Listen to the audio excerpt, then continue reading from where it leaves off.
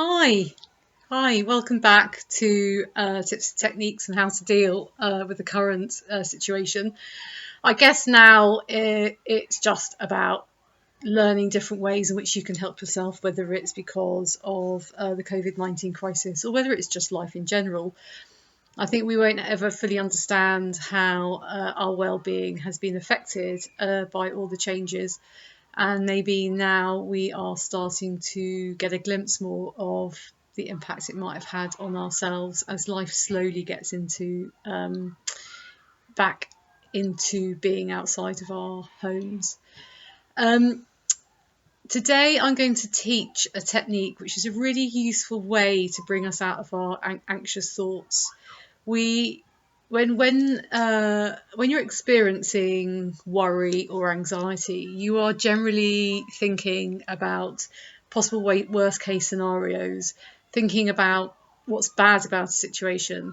If you're feeling anxious, you're not thinking about the best case scenario. You're not thinking about, oh, everything will be fine, and actually meaning it, because if you've got that feeling of anxiety, then alongside that you will be having worrying or sort of anxious thoughts.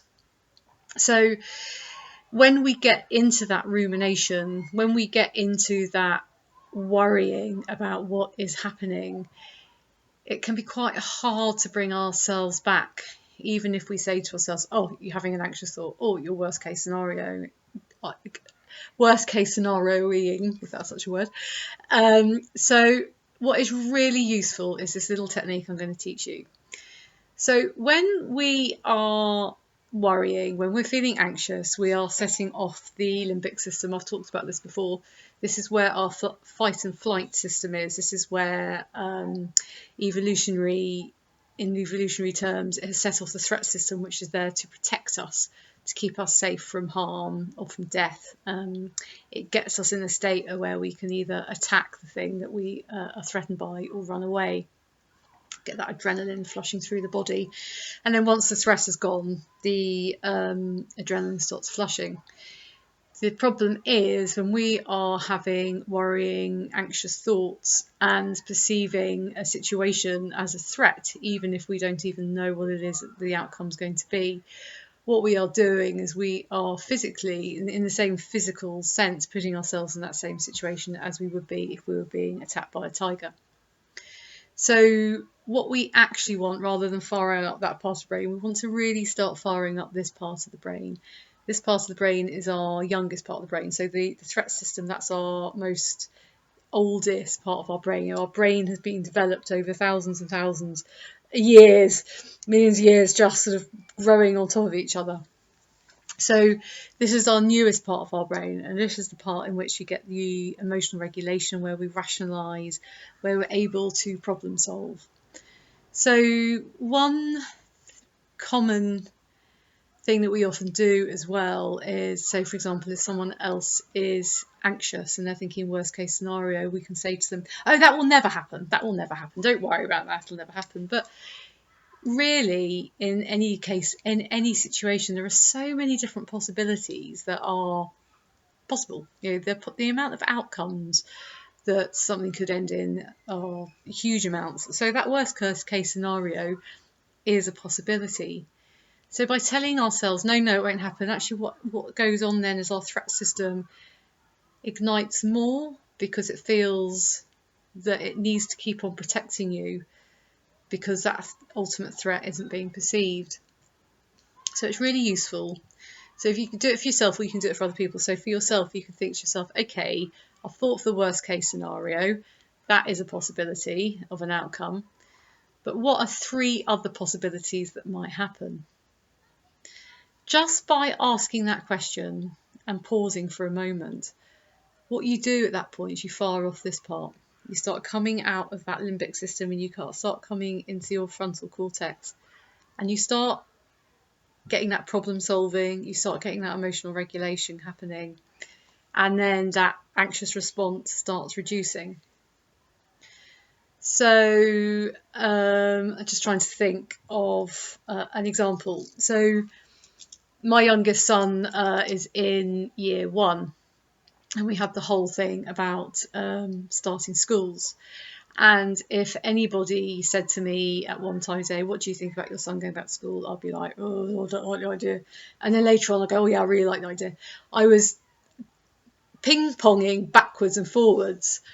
And I think my biggest concern was he was going to go to the school, worst case scenario, go to the school. He was going to, because he's been very, very happy at home. He's been very relaxed. He hasn't, been stressed out at all. He's felt very safe at home.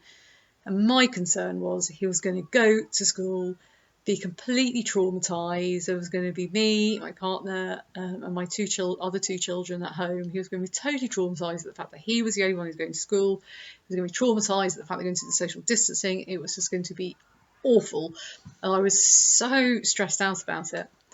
But then thinking about it, I did the 3 other possibilities. So what other possibilities could there be? It could be actually he really loves it because he's going to be with his friends again. Another possibility could have been, slightly annoyed, but also slightly pleased. Or another possibility is it was fine, just normal, and off he went. So in actual fact, him going back, he's actually really happy. He's loving hanging out with his friends. Gets slightly annoyed in the morning because he wants to play with his Lego. But that's just the same. So actually all that worrying, all that concern I had about him going back to school wasn't really necessary. So those other three possibilities there are a really useful tool to have, because it just starts bringing you back into that rational thinking. This is also very useful for people if you live with someone who's anxious or worried or in a bit of a bad place. You can just talk it through with them. You can do this with children, adults, anyone. It works really, really well. And at that point, you can just, when people start saying their anxious thoughts, instead of going, no, not going to happen, go, yeah, you're right, that could happen. That worst case scenario could happen. But what else could there be? Think about another 3 possible outcomes from that. And it's interesting, you just start to see them calming down. You start to see them sort of reflecting, instead of sort of being in this sort of very strict tunnel vision mindset about the situation. They start to realise the other outcomes, and suddenly it can become more creative. It suddenly becomes a bit more exciting. It suddenly, once we know we have choices and we know there are other outcomes, we relax. It's when we feel the unknown or we're trapped or a lack of choice, that's when senses of anxiety can really come out. So it's a really, really helpful little technique. I suggest you just practice it on the small things at the beginning and then gradually build.